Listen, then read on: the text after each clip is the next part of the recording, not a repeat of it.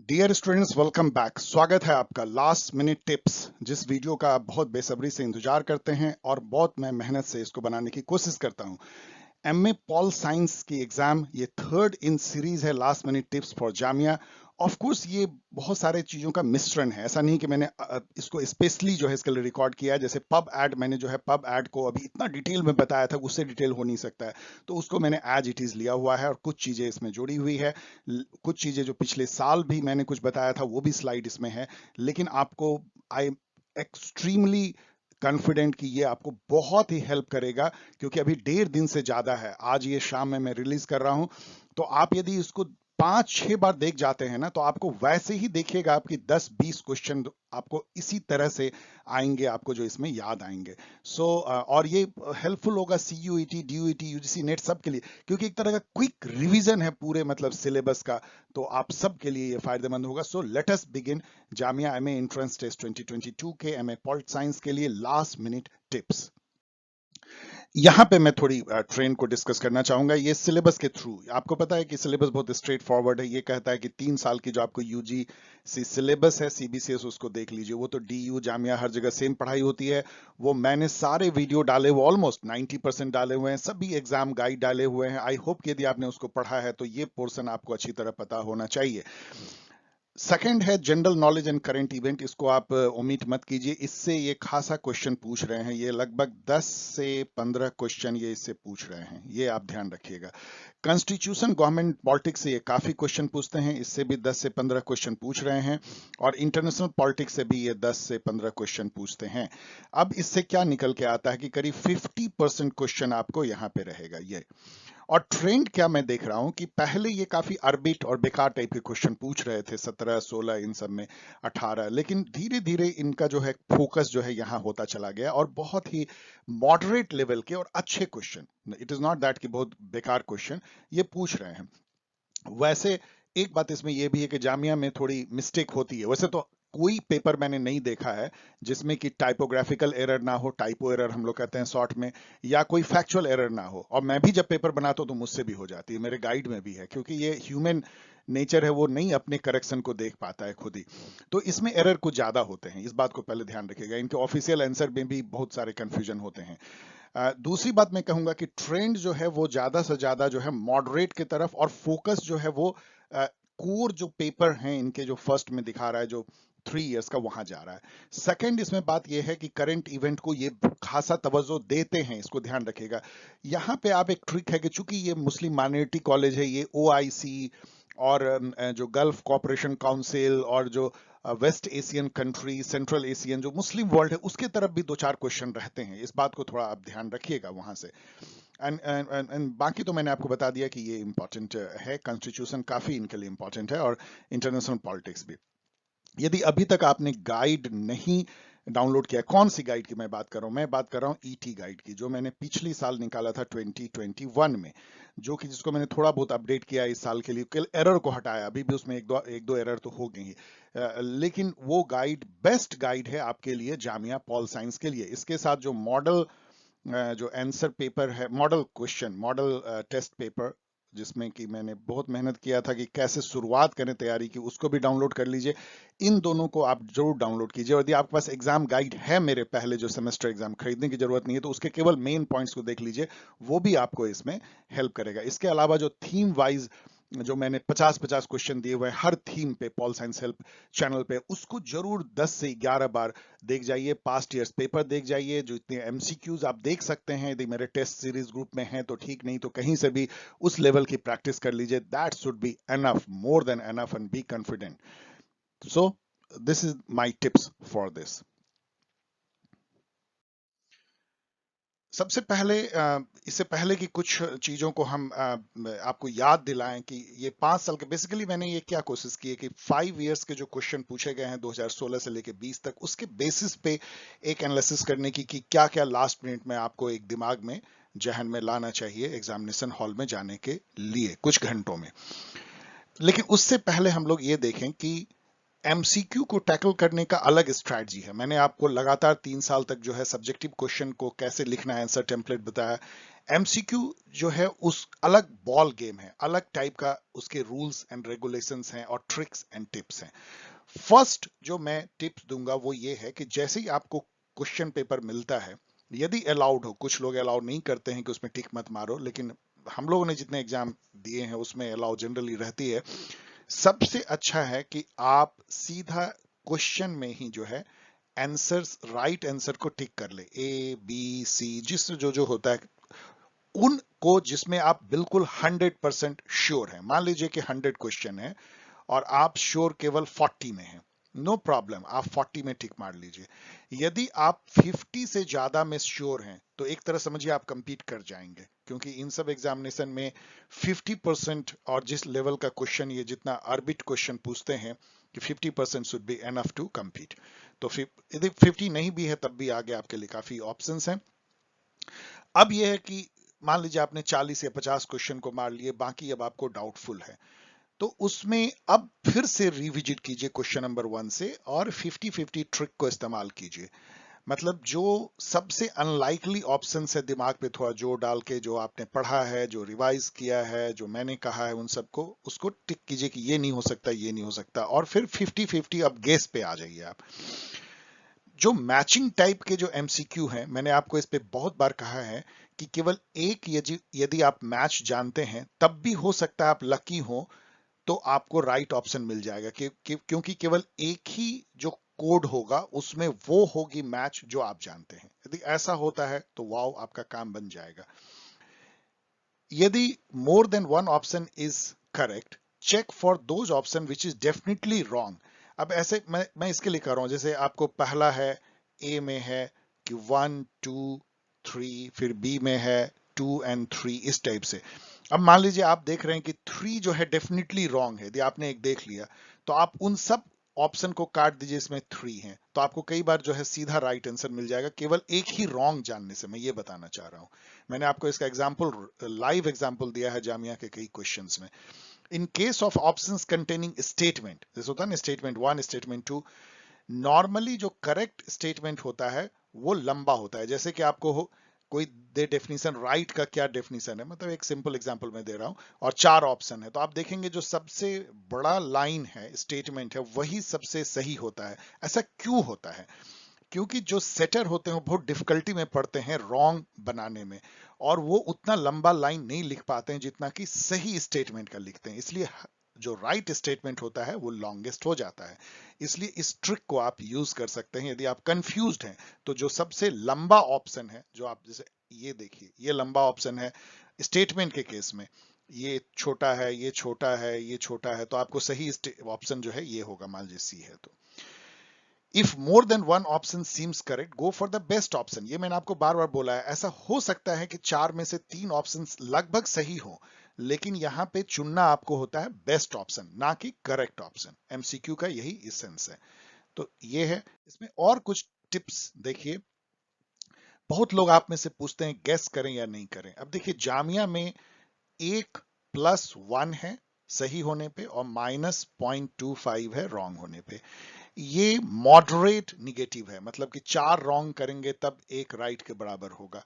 तो इसमें आपको गेस करना चाहिए इंटेलिजेंटली। अभी हम आगे एग्जाम्पल भी देंगे। ये सबसे अच्छा ये है, जैसे मैंने अभी आपको बताया कि सबसे पहले आप जो 100% श्योर हैं उसको टिक मार लीजिए पेपर में ही, और फिर ब्लैक एंड कीजिए ओएमआर में। अब दूसरा जो आपको मैंने बताया अभी पिछले स्लाइड में, कि फिर से सबको देखिए और 50-50 करके ऐसे क्वेश्चन को तलाशिए जिसमें कि आप गेस कर सकते हैं, और उसको इंटेलिजेंटली गेस कर लीजिए। अब आइए कि आपको एकदम ब्लैंक है आपकी, अब जो 20 क्वेश्चन है उसमें मुझे कुछ समझ में नहीं आ रहा है कि इसका क्या आंसर है। तो वैसे में आप 0.25 चूंकि केवल निगेटिव है, आप एक ऑप्शन सब में फिल कर दीजिए, चाहे ए, चाहे बी, चाहे सी या डी। ऐसा नहीं कि किसी में ए भरा 20 जो बचे हुए हैं, किसी में बी नहीं, सब में बी बी बी बी, तो बी बी ऐसे भर दीजिए, सी सी सी सी, तो सब में सी भर दीजिए। अब इसमें यह है कि बेटर है कि बी या सी ऑप्शन भरिए, सबसे ज्यादा सी ऑप्शन का प्रोबेबिलिटी है बी। ऐसा क्यों होता है? अगेन, मैंने भी इतना आपके लिए सैकड़ों क्वेश्चन सेट किए हैं। जब आप सेट करते हैं तो आप पहला राइट नहीं देना चाहते हैं।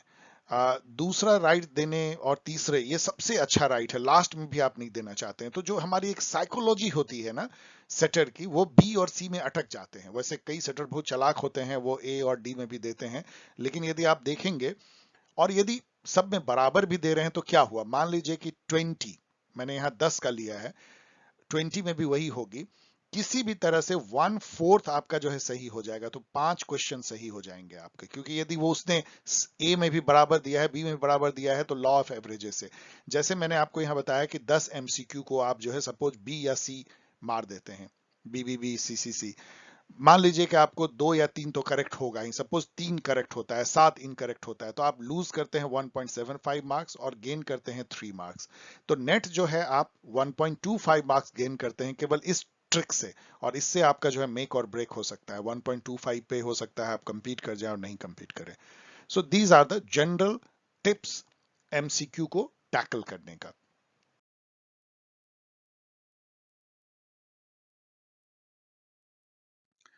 अब आइए हम लोग इस पे आगे बढ़ते हैं कि ये जो 5 साल का पेपर एनालिसिस है, उससे क्या छन करके आता है और क्या जल्दी जल्दी में आप रिवाइज कर सकते हैं।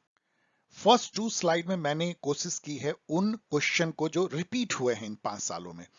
जैसे रॉल्स ने जो प्रिंसिपल ऑफ डिस्ट्रीब्यूटिव जस्टिस दिया अपनी थ्योरी ऑफ जस्टिस में, वो किस पे बेस्ड है, ये बार बार 2-3 बार पूछा गया है, तो ये डिफरेंस प्रिंसिपल। अब इस पे अभी मैं डिस्कशन नहीं कर रहा हूं, डिफरेंस प्रिंसिपल आप टिक मार दीजिएगा। If justice is taken away the state becomes A band of robbers, ये 2 बार पूछ दिया गया है, और ये सेंट अगस्टिन ने अपने सिटी ऑफ गॉड नाम के बुक में, सेंट अगस्टिन जो है फाउंडिंग फादर्स हैं क्रिश्चियनिटी के 4th-5th सेंचुरी एडी में, तो उन्होंने अपने सिटी ऑफ गॉड नाम के बुक में ये लाइन कहा था, स्टेट मतलब कि स्टेट के बारे में, कि केवल जस्टिस ही जो है स्टेट को डाकुओं से अलग करती है। बार्नार्ड का जोन ऑफ इंडिफरेंस भी 1-2 बार पूछा गया है। बैंथम का जो सपोर्टर ऑफ लीगल राइट्स हैं और इन्होंने जो नेचुरल राइट की बड़ी बुरी तरीके से निंदा की है, ये 2 बार पूछा गया है।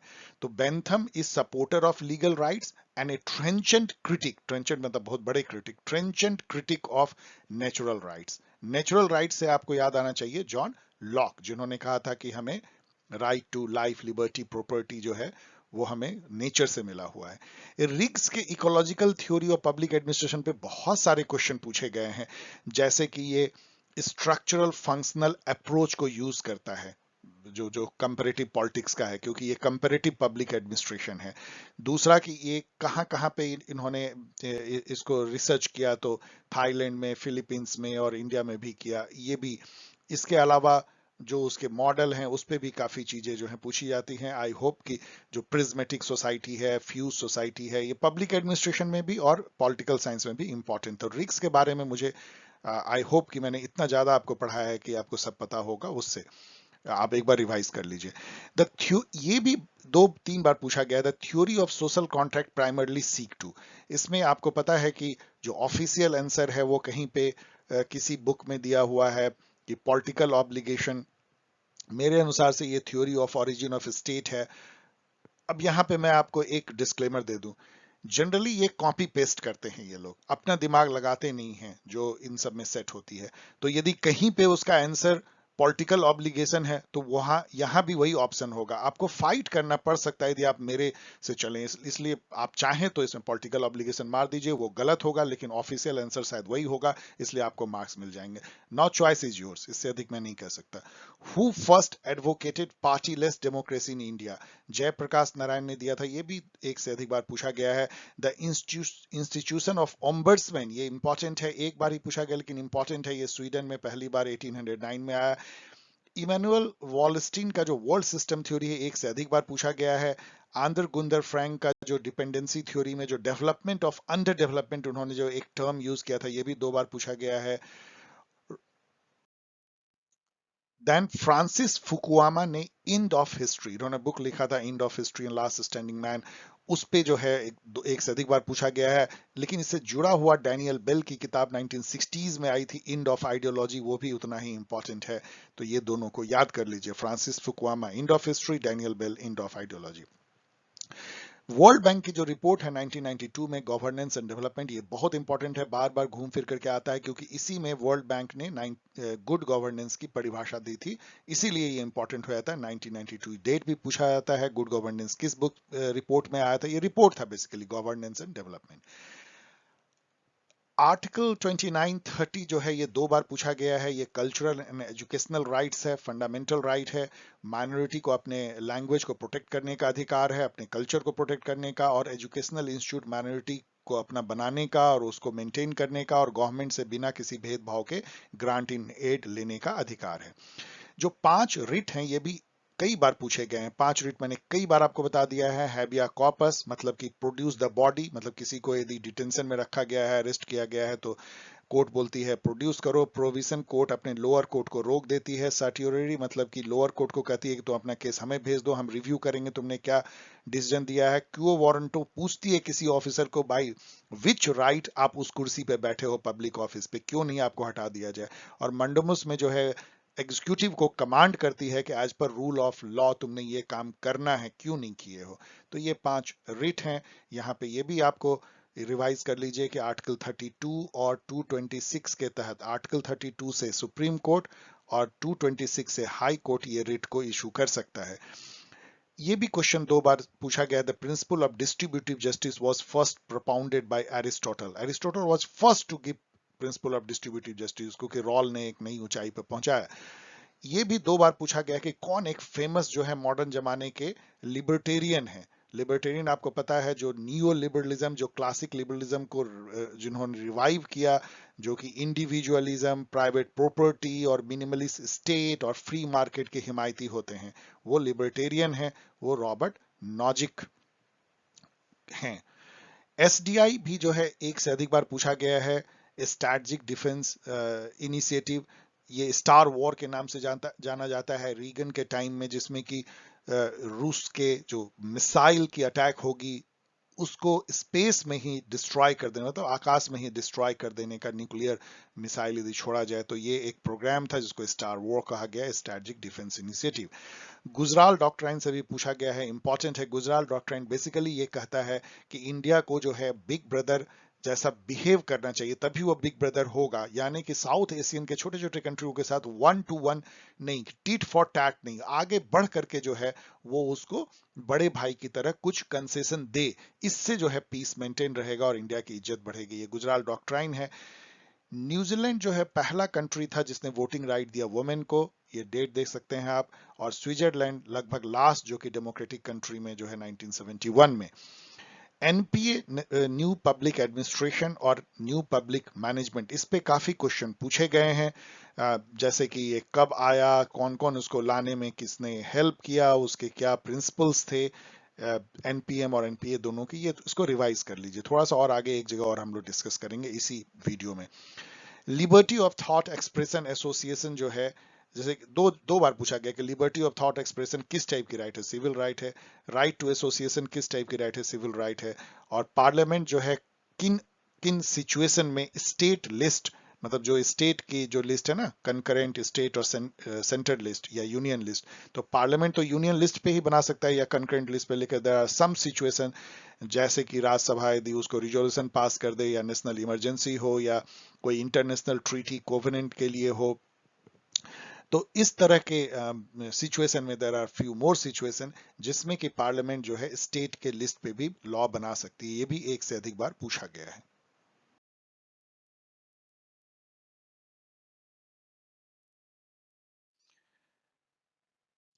अब आइए हम, ये मैंने उन थिंकर्स को जुटाया है जो 5 साल में जिनका मेंशन हुआ है, जिनसे पूछा गया है। तो आप समझ सकते हैं कि किन थिंकर्स को और किस लिए पूछा जाता है, वो तेजी से मैं बताने की कोशिश करूंगा। प्लेटो को बहुत कारणों से पूछा गया है, जैसे individual state is individual writ large, और प्लेटो का जो 3 एलिमेंट ऑफ सोल है, 3 क्लास है, आइडियलिस्टिक स्टेट है, इन सब के लिए पूछा गया है। एरिस्टोटल का डिस्ट्रीब्यूटिव जस्टिस पहली बार उन्होंने दिया, इसके लिए पूछा गया है। सेंट अगस्टिन आपने देखा कि वो कैसे उन्होंने डाकू की तुलना जो है स्टेट से की है, रॉबर्स की, उसके लिए। एंड लॉक की तो कई जगह जो है पूछा गया है। लिबरल थ्योरी ऑफ स्टेट दिया है, नेचुरल राइट दिया है, क्लासिकल लिबरलिज्म के फादर हैं, इन सब से पूछा गया है। हॉब्स भी जो है वो निगेटिव लिबर्टी के एक तरह से जनक माने जाते हैं, इंडिविजुअलिज्म के भी जनक माने जाते हैं, लिबरलिज्म के भी ग्रैंडफादर माने जाते हैं। तो हॉब्स भी काफी जगह पूछा गया है। मैकियावेली, यहाँ हॉब्स का जो लेवाइथन है उसको आप जरूर याद रखिए, और लॉक का जो सेकेंड ट्रीटीज ऑफ गवर्नमेंट जो है, या टू ट्रीटीज ऑफ गवर्नमेंट, उसको याद रखिए। मैकियावेली के प्रिंस के नाम से पूछा गया है। डिस्कोर्स भी उन्होंने लिखा है। मैकियावेली के काफी सारे आइडियाज पे भी पूछा गया है। रूसो भी एक बहुत पॉपुलर है, उनके भी काफी सारे सोशल कॉन्ट्रैक्ट और general will, force to be free जो उनका कॉन्सेप्ट है, पॉजिटिव फ्रीडम का, ये सब पूछा गया है। कांत जो है वो परपेचुअल पीस थ्योरी में आते हैं, और यूनिवर्सल मोरल प्रिंसिपल जो उन्होंने दिया है उसके लिए आते हैं।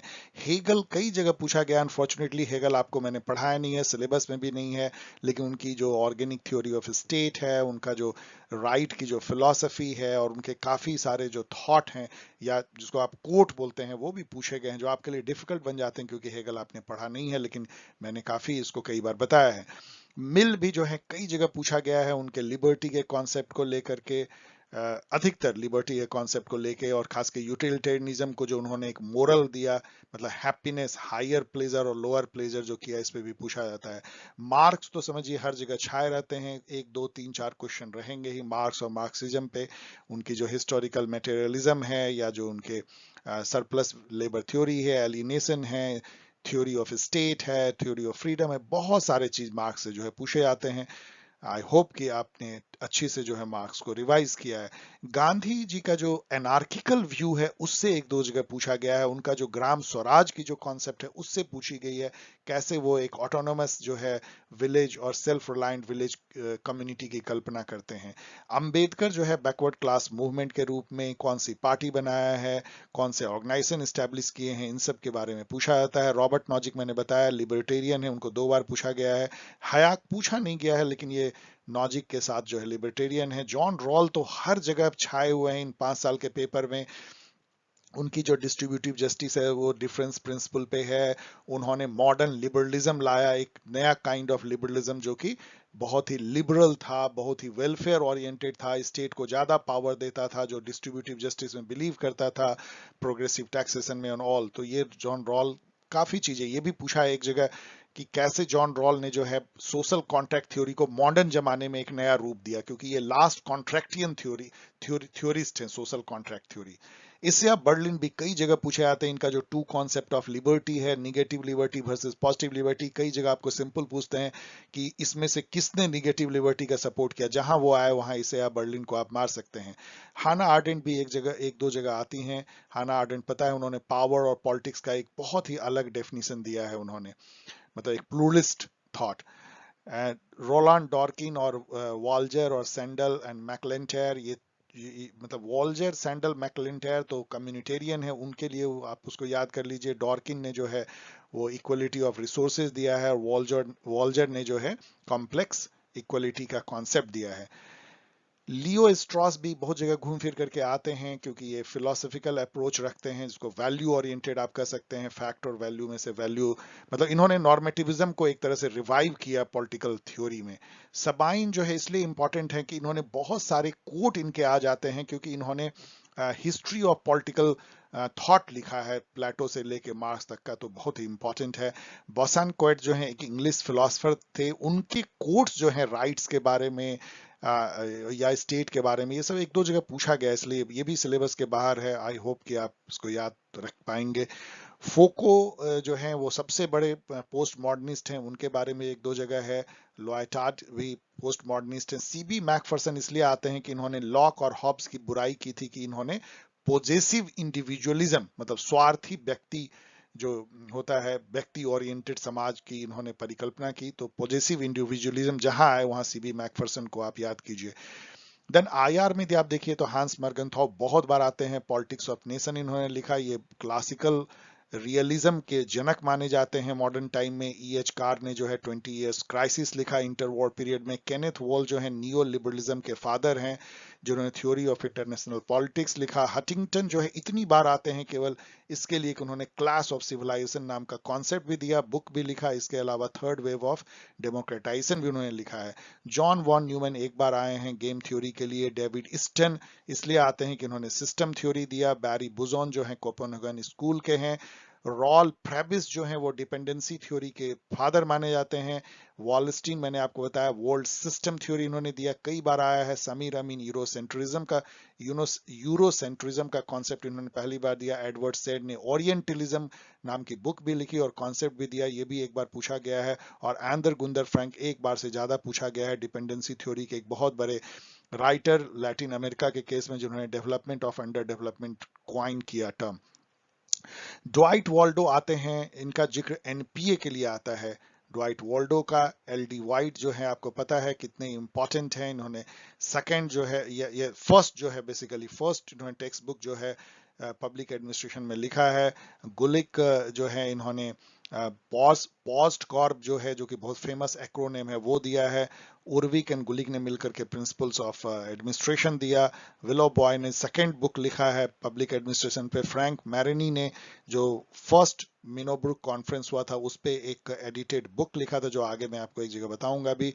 हर्बर्ट साइमन जो है डिसीजन मेकिंग थ्योरी के लिए आते हैं। Rational, bounded rationality, satisficer, administrative man, इन सब के लिए यहाँ तो दो बार हो गया है। चेस्टर बर्नार्ड मैंने आपको बताया जोन ऑफ इंडिफरेंस के लिए आते हैं। और ऑथोरिटी की जो कॉन्सेप्ट है उस पे भी इनके विचार पूछे गए हैं।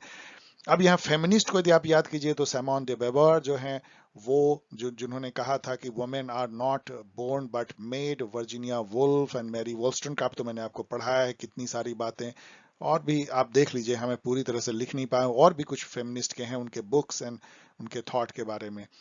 देन कुछ जो फिलोसफर जो एक दो बार कल मेंशन हुए हैं। टीएच ग्रीन एक मोरल फिलोसफर है इंग्लैंड के, बहुत इंपॉर्टेंट है।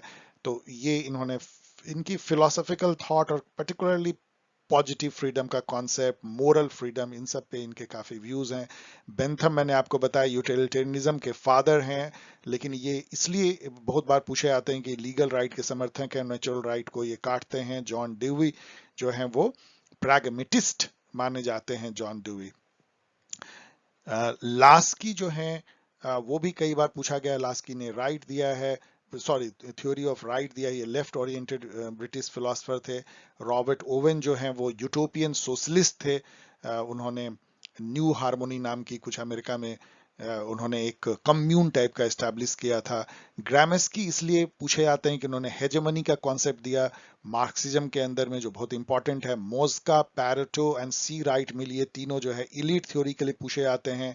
मोज्का ने जो है, आगे हम इस पर चर्चा करेंगे तो यहाँ नहीं, चलिए छोड़ देते हैं। अर्नेस्ट बार्कर, हेनरी मैन, ये जो है इंग्लैंड के हैं। और ये सब भी अर्नेस्ट बार्कर ने जो है काफी स्टडी की है ग्रीक जो क्लासिकल फिलोसफर है लाइक प्लेटो, एरिस्टोटल, उसके लिए वो जाने जाते हैं। और हेनरी मैन जो है law, international law, ancient law, इन सब के लिए जाने जाते हैं, जूरिस्ट थे। तो ये मैंने एक बहुत तेजी से आपको ओवरव्यू दिया इन थिंकर्स का कि इन कारणों से इनको पूछा गया। आई होप कि ये आपके दिमाग में कहीं ना कहीं वो हिट करेगा, तो शायद कुछ क्वेश्चन आ जाए इससे। यदि हम इस पे आए कि इंपॉर्टेंट थीम टॉपिक्स जो पॉलिटिकल आइडियोलॉजी पे यदि हम आए तो लिबरलिज्म पे काफी क्वेश्चन पूछे गए हैं। इसके फीचर क्या हैं, जैसे इंडिविजुअलिज्म है, फ्री मार्केट है, और मतलब एक तरह से मिनिमलिस्ट स्टेट जिसको आप बोलते हैं, नाइट वॉचमैन स्टेट, वो है। और जो जो जो नेचुरल राइट है उसको प्रोटेक्ट किसी भी तरह के तरीके से करनी है, और लिबर्टी को काफी ऊपर रखनी है।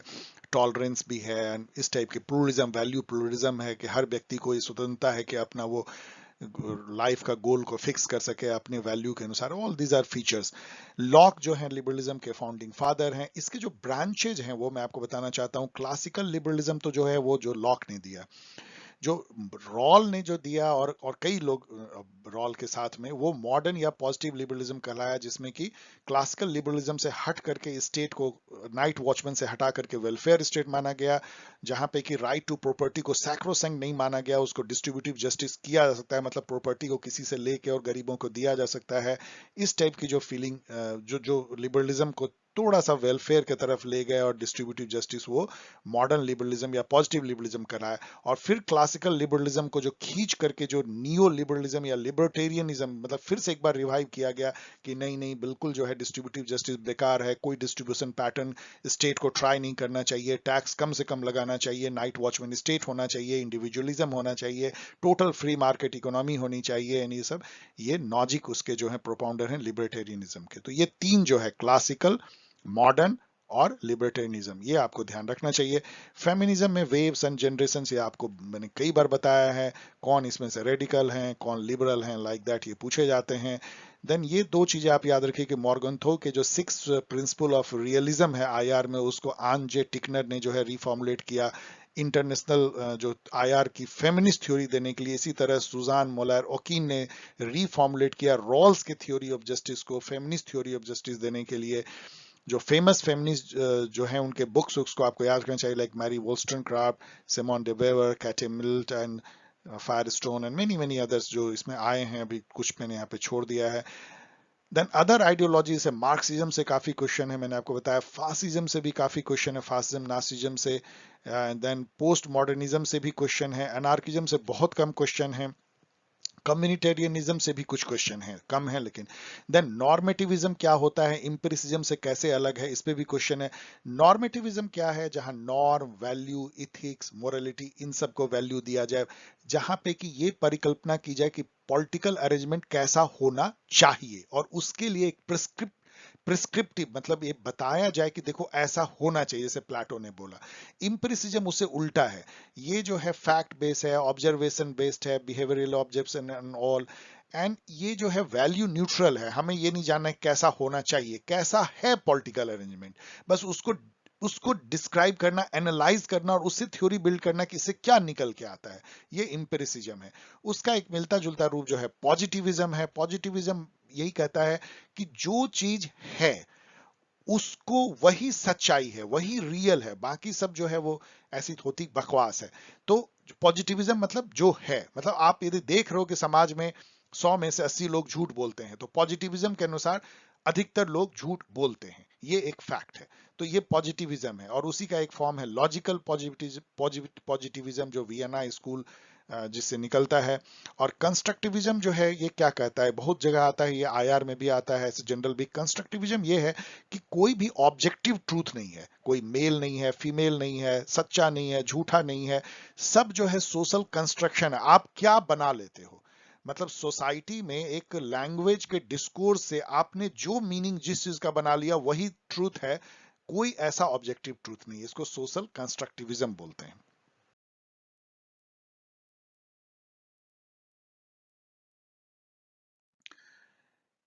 देन आते हैं हम लोग आईआर में। आईआर की जो थ्योरी में से काफी पूछे जाते हैं, रियलिज्म, यहाँ पे हॉब्स आते हैं रियलिस्ट में, उससे भी पहले एंशियंट काल में जो है थ्यूसिडाइडस आते हैं जिन्होंने पोनेसियन वॉर के बारे में या मेलियन डायलॉग लिखा था, वो भी आपको याद रखना चाहिए। देन हॉब्स, मॉर्गनथॉ, केनेथ वोल्ज और मैकियावेली, ये सब जो है रियलिज्म कहा जा सकते हैं। केनेथ वॉल जो है न्यू लिबरलिज्म के जनक है, मॉर्गनथॉ क्लासिकल रियलिज्म के। लिबरलिज्म जो है उसके कांत हैं जिन्होंने परपेचुअल पीस की थ्योरी दी। पेन, थॉमस पेन जो हैं, विल्सन जो वुड्रो विल्सन जो राष्ट्रपति भी रहे हैं, ये भी लिबरलिज्म के जनक हैं ये सब। रॉबर्ट कोएन और जोसेफ नोए ने जो है नियो लिबरलिज्म की थ्योरी दी कॉम्प्लेक्स इंटरडिपेंडेंस के रूप में। और डॉयल ने जो है, माइकल डॉयल ने जो है वो डेमोक्रेटिक पीस थ्योरी दिया। इंग्लिश स्कूल भी जो है कई जगह पूछा गया, वैसे इसमें बहुत कम है, उसके जो मेन थिंकर हैं वो हेडली बुल हैं और मार्टिन वाइट हैं। देन कंस्ट्रक्टिविज्म जो है, जो मैंने आपको भी बताया सोशल कंस्ट्रक्शन, तो इसमें आईआर में भी आता है, निकोलस ओनेफ और अलेक्जेंडर वेंट जो हैं इसके मेन करता धरता हैं। कोपेनहेगन स्कूल जो है वो सिक्योरिटी को एक अलग तरीके से देखता है, नॉन मिलिट्री सिक्योरिटी, तो वो बैरी बुजन उसके सबसे इंपॉर्टेंट है, आप एक भी याद रख लें तो काफी है। मार्क्सिस्ट जो आईआर में जो है लुइस अल्थुजर हैं, जस्टिन रोजनबर्ग हैं, अलेक्जेंड्रा कोलंटाई भी हैं।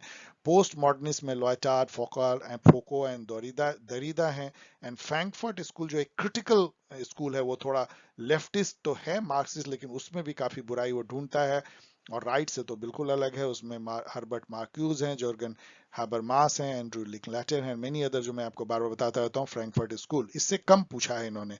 फेमिनिस्ट तो काफी पूछा है, टिकनर मैंने आपको बताया, सिंथिया इनोले जो है बहुत फेमस है, बनाना बीचेज एंड बेसिस कुछ इन्होंने लिखा था, बुक जो बहुत बहुत फेमस बुक है। कैरोल कोहेन, लॉरा सॉल्जबर्ग, मैंने कई बार आपको बताया है, तो यहाँ पे ये सब चीजें आपके जहन में रहनी चाहिए, एक बार आप रिवाइज कर सकते हैं। ये सारी चीजें जो है मैंने अपने गाइड में लिखा है, तो आप रात भर में भी चाहें तो इसको, और सुबह भी 1 घंटे में काफी चीजें देख सकते हैं। देन आईआर में यदि आगे बढ़े तो फासिज्म नाजिज्म पे बहुत चीजें पूछा गया है, जैसे कि मुसोलिनी ने कैसे उसको डिस्क्राइब किया, तो नाजिज्म फासिज्म में क्या तुलना थी, और हिटलर का के बारे में और उनकी पार्टी के बारे में कई कई चीजें पूछा था, इसमें से क्या ट्रू है क्या नहीं है, मतलब उसके फीचर्स आपको जानने चाहिए। देन जो 2 वर्ल्ड वॉर हुए हैं उसके क्या कारण और कंसिक्वेंसेस रहे हैं, ये पूछा गया है। अरब इजराइल वॉर, क्योंकि आप जामिया का दे रहे हैं, ये वेस्ट एशियन स्टडी में काफी इंटरेस्टेड रहते हैं, तो वहाँ 5 वॉर जो है अरब इसराइल के हो चुके हैं, उसमें किसने, इसराइल ने इजिप्ट से कौन सा एरिया छीन लिया, जैसे उसने गाजा स्ट्रिप जो है और सिनाई पेनिनसुला इजिप्ट से छीन लिया है, उसने वेस्ट बैंक जो है जॉर्डन से छीन लिया था, ये सब तो था, मतलब अभी लौटा दिया है। गोलान हाइट उसने सीरिया से छीन लिया, तो ये सब चीजें पूछी जाती हैं इसमें। देन आईआर की books, quotes and GK, quotes सबसे डिफिकल्ट होती है, जीके मैंने आपको पढ़ाया है, बुक्स भी मैंने दिया हुआ है, ये सब जो है एग्जाम गाइड में काफी अच्छे से, अभी तक मैंने जितना आपको बताया वो सारे एग्जामिनेशन गाइड में मैंने जो सोच सोच करके दे सकते थे वो सारी उसमें दी हुई है। यूएन जो है वो भी एक इम्पॉर्टेंट है, उससे काफी चीजें पूछते हैं कि अभी यूएन के सेक्रेटरी जनरल कौन है। देन यूएन चार्टर पे 1-2 क्वेश्चन पूछा गया है कि यूएन चार्टर से क्या कंसिस्टेंट नहीं है, तो एक बार यूएन चार्टर के बाद थोड़ा सा पढ़ना चाहिए। यूनाइटेड ह्यूमन डिक्लेरेशन, जो ह्यूमन ह्यूमन राइट्स डिक्लेरेशन जो है, उसको universal human declaration of rights बोलते हैं, या यूएचडीआर देख लीजिएगा, इसका हो सकता है मैंने ठीक से नहीं लिखा हो, universal declaration of human right, UDHR होगा शायद, यूडीएचआर देख लीजिएगा। तो इस पे भी कई पूछे जाते हैं कि ये कब अडॉप्ट हुआ, ये 1948 में जनवरी में हुआ था, इसमें कितने आर्टिकल हैं, यहाँ तक भी क्वेश्चन पूछा गया, of course not in Jamia but other, तो आपको जानना चाहिए, बहुत इंपॉर्टेंट है ये। देन आईएमएफ, वर्ल्ड बैंक और डब्ल्यूटीओ, ये 3 ऑर्गेनाइजेशन तो बहुत इंपॉर्टेंट है, इसके कौन जो है अभी चीफ एग्जीक्यूटिव हैं वो पूछा जाता है, इनका ऑफिस कहाँ, मतलब हेडक्वार्टर कहाँ है, जैसे आईएमएफ वर्ल्ड बैंक दोनों का जो है वॉशिंगटन डीसी में रोड के क्रॉस है, फिर डब्ल्यूटीओ का जिनेवा में, इस टाइप की, इसका रोल क्या है, ये सब भी पूछा जाता है।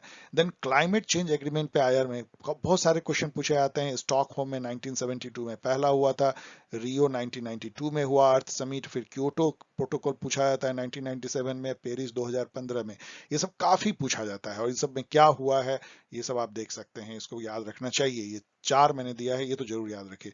देन इंडिया का जो फॉरेन पॉलिसी है, जैसे इंडिया यूएस के क्या डायनेमिक्स हैं, इंडो चाइना, अभी तो कन्फ्लिक्ट भी हुआ था, इससे जी मतलब करंट इवेंट भी बन जाता है। इंडो यू में ट्रेड को लेके कन्फ्लिक्ट चल रहा है। इंडिया साउथ एशिया में जो है इंडिया के बिग ब्रदर के चलते प्रॉब्लम होती है, सार्क एक तरह से फेल हो गया है। इंडिया का जो लुक ईस्ट पॉलिसी है उसके तहत एशियन के साथ हमारा रिलेशन है, लेकिन ट्रेड को लेके वहां भी थोड़ी तानातानी है। श्रीलंका में तमिल फीलिंग को लेकर के हमारा एक ये है, और अफ्रीका जो है वहां पे नेचुरल रिसोर्सेज और चाइना के बढ़ते हुए प्रभाव के चलते हमारा जो है फॉरेन रिलेशन गाइडेड होता है। रसिया के साथ हम पुरानी दोस्ती को भूल नहीं पाए हैं, लेकिन नए जमाने में कैसे एडजस्ट करें, और यूएस की तरफ जो हम बहुत झुक गए हैं उससे जो प्रॉब्लम होती है, ये भी एक इशू है।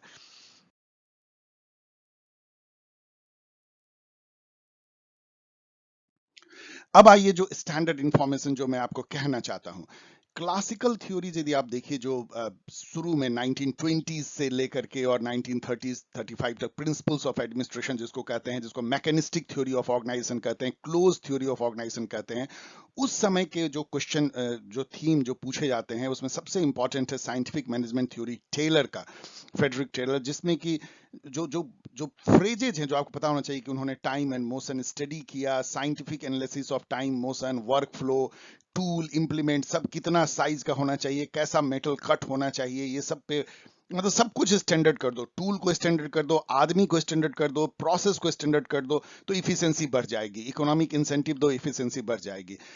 काम को डिवाइड कर दो बिटवीन वर्कर एंड मैनेजर, दोनों में हार्मनी होगी तो इफिशिएंसी बढ़ जाएगी। सोल फोकस इसका था कि प्रोडक्टिविटी और इफिशियंसी बढ़ाना है, लेबर का कैसे करना है, उस तरह का जो प्रिंसिपल था साइंटिफिक मैनेजमेंट पर, सब चीज science, not rule of thumb. तो मैन को एकदम एक मशीन की तरह इसने ट्रीट किया, जैसे कॉग इन द व्हील होता है, ये इकोनॉमिक मैन का कॉन्सेप्ट था, मतलब कि मैन जो है इकोनॉमिक इंसेंटिव से ही गाइडेड होता है, जिसको बाद में मायो ने काट दिया। स्टैंडर्डाइजेशन पे था कि स्टैंडर्डाइज कर दो टूल को, उसको जनरलाइज कर दो, मतलब एकदम कहीं भी उसको जो है अमेरिका से लेके इंडिया तक में उसको लागू किया सकता है। यूनिवर्सलाइजेशन भी इसका एक प्रिंसिपल हो गया। सेपरेट कर दो प्लानिंग और एग्जीक्यूशन को, आपको पता है उन्होंने 2 टाइप के फोरमैन बनाए थे। एंड ग्रेटर रिस्पॉन्सिबिलिटी डालो मैनेजर्स पे, वो हर जॉब में इन्वॉल्व हो, ये नहीं कि बस एक बार छोड़ दिया और वर्कर को करने दे। देन उनका डिफरेंशियल रेट सिस्टम दो, मतलब कि जो जितना काम करेगा उसके बेसिस पे अलग अलग लेबर को अलग अलग पे करो, उसको पीस रेट सिस्टम कहा गया। ये सब टर्म मैं कल आपको याद दिला रहा हूँ, ये सब पूछा जा सकता है। देन उन्होंने फंक्शनल ऑर्गेनाइजेशन का कॉन्सेप्ट दिया कि फंक्शनल फोरमैन होंगे, मतलब ऑर्गेनाइजेशन बहुत तरह से अरेंज किया जा सकता है, ज्योग्राफिकली, टेरिटोरियली एंड ऑल, या मैट्रिक्स ऑर्गेनाइजेशन। ये फंक्शनल था कि जो जो जैसे कि कोई एक मेटल कटिंग है तो उसका एक अलग डिपार्टमेंट होगा। देन फंक्शनल फोरमैनशिप उसी से जुड़ा हुआ है, ये सब पूछा जाता है। मेंटल रिवॉल्यूशन आपको पूछा जाता है। मेंटल रिवॉल्यूशन इनके अनुसार से कंप्लीट ट्रांसफॉर्मेशन था एटीट्यूड में बिटवीन मैनेजमेंट एंड वर्कर, जिससे कि दोनों में हार्मनी रहे और पूरा उनका चेंज हो जाए एटीट्यूड, कैसे काम करना है वर्क प्लेस पे। Mental revolution. एंड ट्रिविया इसमें यह है कि लुइस ब्रांडिस नाम के व्यक्ति ने कॉइन किया था साइंटिफिक मैनेजमेंट टर्म को 1910 में, लेकिन इसको पॉपुलर आप जानते हैं कि टेलर ने बनाया। तो ये कहीं किसी किसी पेपर में पूछा गया है, लुइस ब्रांडिस याद कर लीजिए। देन आइए ब्यूरोक्रेटिक थ्योरी वेबर का। वेबर आपको पता है ग्रेट सोशियोलॉजिस्ट थे। उनका बेसिकली एक लाइन का कहना था कि जो मॉडर्न ऑर्गेनाइजेशन है उसमें ऑथोरिटी रैशनल होती है, और रैशनलिज्म के आधार पे जो ऑर्गेनाइजेशन बनता है वो मॉडर्न ऑर्गेनाइजेशन है, और वो अल्टीमेटली ब्यूरोक्रेटिक हो जाएगा। ब्यूरोक्रेसी गुड सेंस में उन्होंने कहा था। ब्यूरोक्रेटिक ऑर्गेनाइजेशन का जो फीचर्स है वो है उसमें डिवीजन ऑफ लेबर होगा, जो टेलर ने भी कहा। एक्सपर्टाइज होगी, स्पेशलाइजेशन होगा, उसमें एक हिरार्की होगी, मतलब चेन ऑफ कमांड ऊपर से लेके नीचे। इम्पर्सनल रिलेशन होगा, कोई पर्सनल रिलेशन नहीं हुआ, कुर्सी पे कौन बैठा हुआ इससे पता, मतलब ब्यूरोक्रेसी में नहीं है। कुर्सी की इज्जत की जाती है, उस पे चाहे कोई भी बैठ जाए। रूल एंड रेगुलेशन पे आधारित होगा, ये नहीं कि चेहरा देखो और उस तरह से होगी। रैशनल एंड लीगल ऑथोरिटी होगी, मैंने बता दिया। मेरिट बेस्ड सिलेक्शन होगा, ये नहीं कि जात पात या तुम्हारे परिवार खानदान देख करके। कैरियर ओरिएंटेशन होगा, मतलब एक फिक्स कैरियर पाथ होगा। लॉयल्टी होगी।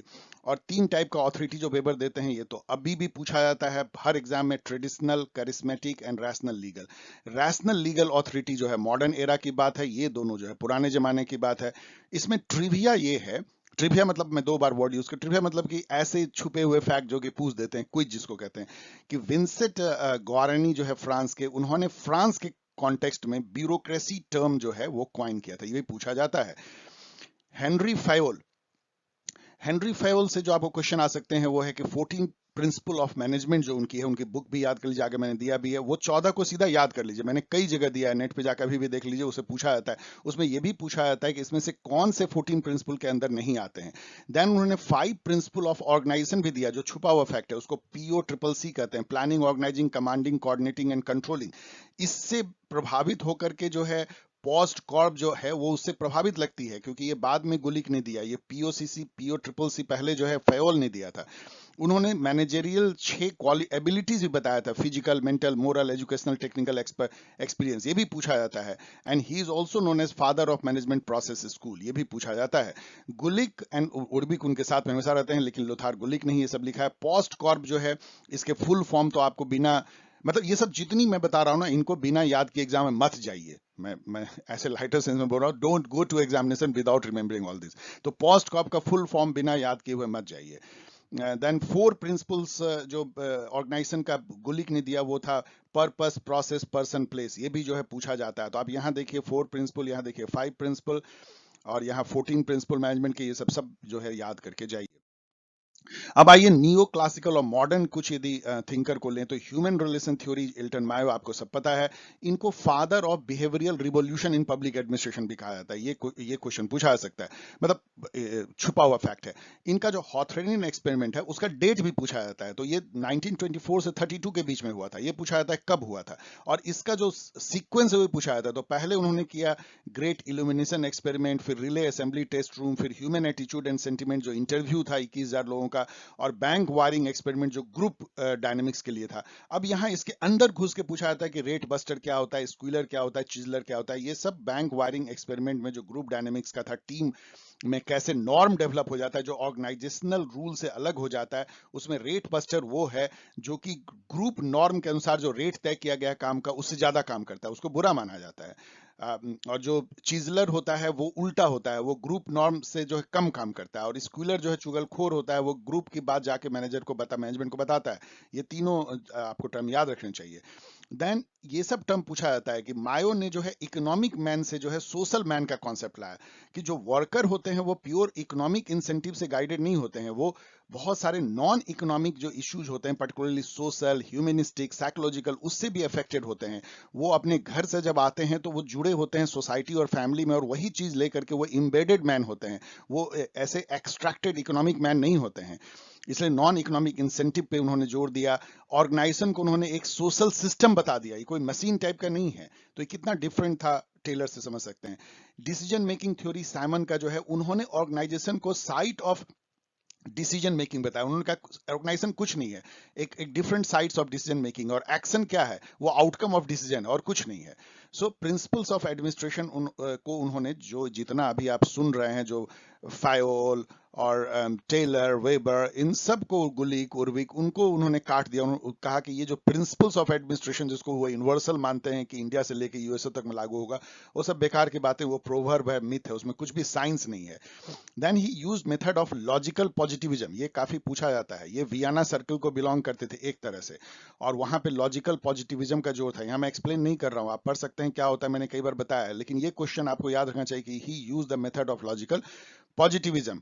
देन उन्होंने रैशनल डिसीजन मेकिंग का थ्योरी दिया। उनका कहना था कि रैशनल डिसीजन मेकिंग जो होता है, यहाँ देखिए रैशनलिटी दूसरी बार आ रही है। वेबर ने कहा कि रैशनल ऑथोरिटी जो होती है वो मॉडर्न ऑर्गेनाइजेशन को इंडिकेट करती है। साइमन का कहना है कि डिसीजन मेकिंग रैशनल होती है तो मतलब कि वो अच्छा डिसीजन है। 3 स्टेप है इसमें। इंटेलिजेंस, जहां पे कि आप इंटेलिजेंस मतलब आप प्रॉब्लम को स्कैन करते हैं, यहाँ वैल्यू पिक्चर में आ जाती है, आप गोल एंड सेट करते हैं कि किस प्रॉब्लम का सॉल्यूशन ये डिसीजन होगा। डिजाइन में जो है आप जितने अल्टरनेटिव हैं उसको आप रैंक करते हैं, उसका कॉस्ट बेनिफिट निकालते हैं और देखते हैं कौन बेस्ट अल्टरनेटिव है, और लास्ट जो चॉइस फेज है उसमें आप एक अल्टरनेटिव, बेस्ट अल्टरनेटिव को चुन लेते हैं। लेकिन रैशनलिटी कंप्रीहेंसिव होती नहीं है। ऑर्गेनाइजेशन में आपके पास लिमिटेड टाइम, एनर्जी होती है, comprehension capability, information processing capability, biases, many thing जो है रैशनलिटी को बाउंडेड कर देती है। इसलिए उन्होंने बाउंडेड रैशनलिटी का कॉन्सेप्ट दिया। अभी तो और भी आगे चला गया है, हम माना जाता है कि बाउंडेड रैशनलिटी भी हम ह्यूमन में नहीं है, हम लोग इरैशनल डिसीजन लेते हैं और बाद में उसको रैशनलिटी रीजन से उसको जस्टिफाई करते हैं। तो बाउंडेड रैशनलिटी का जो कॉन्सेप्ट है ये साइमन ने दिया। उन्होंने कहा कि यहाँ पे इकोनॉमिक मैन नहीं होता है जो कि रैशनल डिसीजन ले सकता है, यहाँ एडमिनिस्ट्रेटिव मैन होता है जो कि सेटिस्फाइसिंग होता है, मतलब गुड एनफ डिसीजन लेता है। वो बेस्ट डिसीजन नहीं ले सकता क्योंकि उसके पास वही लिमिटेशन होती जो मैंने अभी आपको बताया। इन्होंने वैल्यू फैक्ट सेपरेशन का भी कॉन्सेप्ट दिया। इनका कहना था कि इंटेलिजेंस फेज में वैल्यू प्रोमिनेंट है, आप एक बार वैल्यू से है गोल या एंड सेट करते हो जो डिसीजन मेकिंग का एम होता है, लेकिन बाद में जो डिजाइन एंड चॉइस फेज जो है सब जो है fact observation and fact choices हैं, और फैक्ट और वैल्यू अलग होने चाहिए, सेपरेशन अभी उसको भी नहीं माना जाता है। यदि आप फॉलोड कर लीजिए, जबकि जो कि सिलेबस में है नहीं, लेकिन ये आपको पूछा जाता है, ये जिसी नेट से ये कॉपी पेस्ट करते हैं। इनका जो 2 बुक है, डायनेमिक एडमिनिस्ट्रेशन, क्रिएटिव एक्सपीरियंस, इसको याद कर लीजिए। इनका जो कॉन्सेप्ट है वो ये, चूंकि ये वुमेन थी, इन्होंने काफी सारे बहुत ही जो आप बोलते हैं ना, इम्पैथी, पार्टनरशिप, साइकोलॉजिकल, मतलब सबॉर्डिनेट और कोई सुपीरियर में कोई फर्क नहीं होता है, इस टाइप का नहीं है कि बॉस है और सबॉर्डिनेट है, सब पार्टनर हैं। तो इन्होंने 3 टाइप का जो है कॉन्फ्लिक्ट रिजोल्यूशन ऑर्गेनाइजेशन में 3 प्रिंसिपल दिया। डोमिनेंस, कंप्रोमाइज, इंटीग्रेशन, बहुत बार पूछा जाता है। उनका कहना था कि डोमिनेंस बेकार है, कंप्रोमाइज भी अच्छा नहीं है, इंटीग्रेशन गुड है, विन विन सिचुएशन। इसका डिटेल पढ़ लीजिएगा। इन्होंने सर्कुलर रिस्पॉन्स का भी कॉन्सेप्ट दिया। इनका कहना था कि जब कन्फ्लिक्ट में हम लोग बातें करते हैं ना, तो एक आदमी जो बोलता है वो केवल अभी जो इमीडिएटली आपने कहा है उसका जवाब नहीं होता है, वो बहुत सारे पिछले सवालों का जो उसके जवाब होते हैं, मतलब कि सर्कुलर रिस्पॉन्स होता है। मतलब एक बार आपने कहा, वो आदमी के सामने वाले के दिमाग में घुस जाता है, और फिर जो वो जवाब देता है वो आपके बहुत सारे पिछले सवालों का जवाब होता है, circular response. Then Chester Barnard भी जो है ये भी यूजीसी नेट से घुस गया है इसमें। इनका जो बुक है फंक्शन ऑफ एग्जीक्यूटिव वो जरूर जानिए। चेस्टर बर्नार्ड से जो है साइमन इन्फ्लुएंस थे ये भी पूछा जाता है, यूजीसी नेट से लिया गया है। इनका ये कहना है कि ऑर्गेनाइजेशन एक सोशल कोऑपरेटिव वेंचर है। ऑर्गेनाइजेशन एक साइट ऑफ कम्युनिकेशन है। अब ये डिसीजन मेकिंग से कम्युनिकेशन में आ गए। ये ऑथोरिटी पे भी इन्होंने बहुत काम किया। इनका कहना था, और साइमन का भी, कि authority lies in the consent of the subordinate. मतलब बॉस के पास ऑथोरिटी नहीं होती है। ऑथोरिटी जो है मतलब आपका बॉस का कोई आज्ञा मान लेता है सबऑर्डिनेट, ये सबऑर्डिनेट के मानने पे है। मतलब ये बहुत एक अजीब डायनेमिक मतलब रेडिकल कॉन्सेप्ट था ऑथोरिटी का, कि based on the consent of the subordinate. और ये जामिया ने पूछा भी है, सो ये जान लीजिए। इसके अलावा उन्होंने ऑथोरिटेटिव ऑर्डर कैसा होता है, जो ऑर्डर की माना जाएगा, वो फिजिबल हो, मतलब सबऑर्डिनेट कर पाए, इंटेलिजिबल हो, सबऑर्डिनेट समझ पाए, अलाइंड हो ऑर्गेनाइजेशन के पर्पस से, ये नहीं कि आपके पर्सनल पर्पस जुड़ा हुआ हो। और तो ये सारे फीचर यदि होंगे तो वो ऑर्डर ऑथोरिटेटिव होगा, मतलब माना जाएगा। और ऑथोरिटी क्या होती है? लेजिटिमेट पावर को ऑथोरिटी कहते हैं। उन्होंने जोन ऑफ इंडिफरेंस का कॉन्सेप्ट दिया, और इसी से मिलता जुलता हुआ साइमन ने जोन ऑफ एक्सेप्टेंस का कॉन्सेप्ट दिया था। दोनों याद कर लीजिए। जोन ऑफ इंडिफरेंस वो एरिया होता है सबऑर्डिनेट के कॉन्सेंट में, मानने में, जिसमें कि वो आंख मूंद के अपने बॉस का जो है ऑर्डर को मानता है। वो मतलब कि ऑटोमेटिक मशीन टाइप से मानता है। मैंने बहुत बार एग्जांपल दिया, जैसे कि आप गवर्नमेंट में देखेंगे, यदि बॉस घंटी बजाता है और सबऑर्डिनेट आता है और बोलता है कि एक कप चाय पिला दो, तो वो कभी, मतलब कि प्यून को मैं बोल रहा हूँ, प्यून कभी सोचेगा भी नहीं कि मैं चाय क्यों पिलाऊं। वो एकदम सीधा बोलेगा यस सर। या यदि बॉस बोलता है कि ये फाइल को उसके यहाँ ले जाओ, तो वो कभी सोचेगा ही नहीं कि मैं फाइल को क्यों ले जाऊं, ये कोई। लेकिन यदि बॉस बोलता है कि ये पैसे लो और मेरे घर में सब्जी पहुंचा दो, तो वो एक क्वेश्चन मार्क करेगा। वो जोन ऑफ इंडिफरेंस से बाहर निकल जाता है। इसको जोन ऑफ इंडिफरेंस कहते हैं।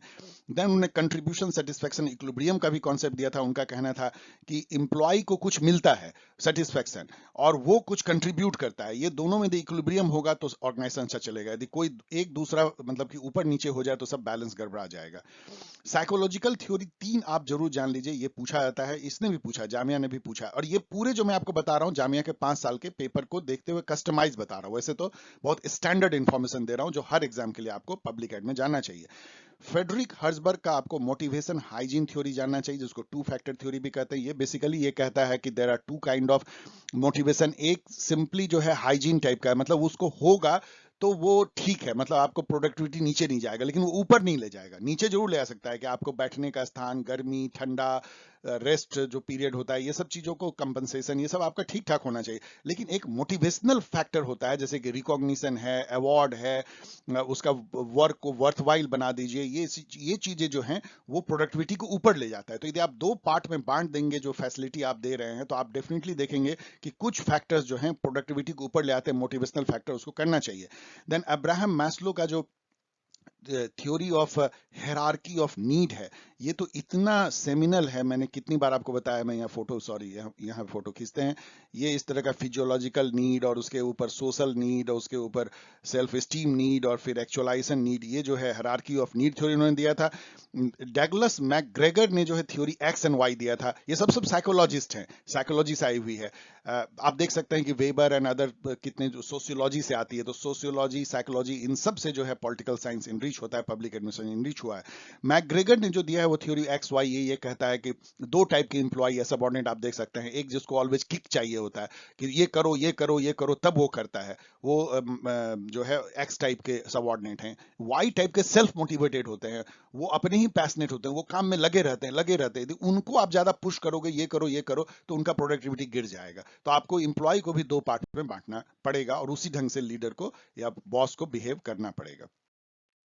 अब यदि हम एनपीए, एनपीएम, एनपीएस और गुड गवर्नेंस, जीजी मतलब गुड गवर्नेंस पे आए, तो एनपीए में जो आपको बातें याद रखनी है कि ये वॉल्डो और फ्रैंक मैरिनी ने इसको पुश किया था, और ये फर्स्ट मिनोब्रुक कॉन्फ्रेंस 1968 से ये जो है प्रकाश में आया था। उसके पहले फिलाडेल्फिया वहां पे कॉन्फ्रेंस भी हुआ था, हनी रिपोर्ट आई थी, ये सब भी आप याद कर सकते हैं, लेकिन ये सब बहुत डीप अंदर हो जाएगा। लेकिन फर्स्ट मिनोब्रुक कॉन्फ्रेंस 1968 से आई। ये बुक को आप भूल नहीं सकते, जो फ्रैंक मैरिनी ने एडिट किया था, towards a new public administration, the Minnowbrook perspective 1971 में। उसी से एनपीए की शुरुआत मानी जाती है। इसके जो 5 थीम है वो सब बता देता है कि ये उस समय के कंपैरिजन में, ज्यादा रिलीवेंट बनाना था पब्लिक एडमिनिस्ट्रेशन को, वैल्यू लोडेड था, वैल्यू न्यूट्रलिटी को खत्म करना था, जो साइमन ने जिस तरह से कहा था वैल्यू लोडेड था, मतलब पब्लिक एडमिनिस्ट्रेशन पॉलिटिकल वैल्यू के करीब जा रहा है, या सोशल वैल्यू वैल्यू जो है वो घुस जा रहा है पब्लिक एडमिनिस्ट्रेशन, वो सेपरेटेड नहीं है। इक्विटी का कॉन्सेप्ट था इसमें, सोशल जस्टिस भी आता है, गरीब गुरुआ मार्जिनलाइज सबल्टन को कैसे आगे लेकर के चले, समाज में कैसे जो है इक्विटी मेंटेन रहे।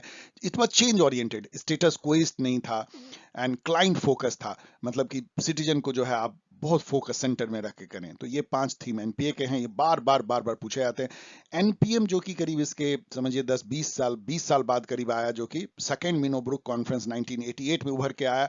वहां पे ऑसबॉर्न और गैबल टेडलर ने जो बुक लिखा था री इन्वेंटिंग गवर्नमेंट, वो एक सेमिनल बुक बन गया। जैसे ये बुक जो है मैरिनी की फर्स्ट सॉरी ये एनपीए लेके आया, तो ये एनपीएम लेके आया, इसलिए इस बुक को आप भूल नहीं सकते हैं, री इन्वेंटिंग गवर्नमेंट, ये बार बार पूछा जाता है।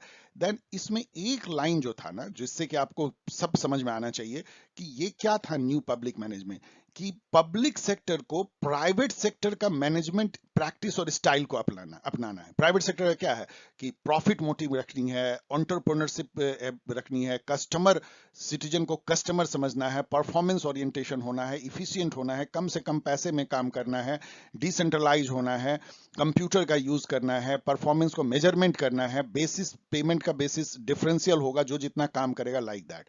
सो ये सब सारी जो बातें हैं, efficient, economic, decentralise, result oriented, performance measurement, appraisal, contracting out, मतलब private public partnership, outsourcing, citizen as customer, ये सब टर्म आपको याद रखना है, एनपीएम से जुड़ी हुई है।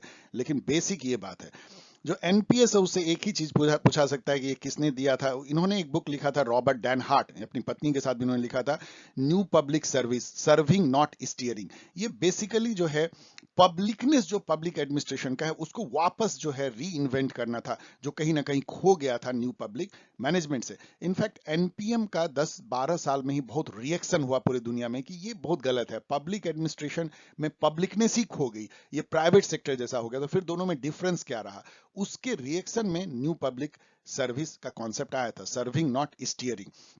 और उसी का कल्मिनेशन हुआ गुड गवर्नेंस में, जो अब स्टैंडर्ड मॉडल माना जाता है पब्लिक एडमिनिस्ट्रेशन का। गुड गवर्नेंस ये जो 1992 की world bank report governance and development से उभर के आया, ये क्वेश्चन तो कितनी बार पूछा जा चुका है, जामिया ने भी पूछा है। इसमें जो 7-8 जो इसके की टर्म है गुड गवर्नेंस के, गुड गवर्नेंस क्या है, सबका मिला जुला, आप समझिए एनपीए, एनपीएम, एनपीएस, सबका एक अच्छा जो गवर्नेंस है। और यहाँ पे गवर्नेंस पे फोकस चला गया, ना गवर्नमेंट पे। गवर्नेंस जो है वो अलग है गवर्नमेंट से। गवर्नमेंट स्टेट की एग्जीक्यूटिव आर्म है, जो जो सत्ता होती है सॉवरेन, उसको वो यूज करता है। गवर्नेंस जो है उसमें state, non state actor, civil society, media, NGO सब मिल करके जो कंट्री के प्रॉब्लम को कैसे सॉल्व करते हैं, आगे बढ़ते हैं, ये गवर्नेंस है। मतलब कैसे डिसीजन लिया जाता है, कैसे एक्शन इंप्लीमेंट किया जाता है बाय ऑल द एक्टर्स, जिसमें कि chief actor of course government है, वो गवर्नेंस है।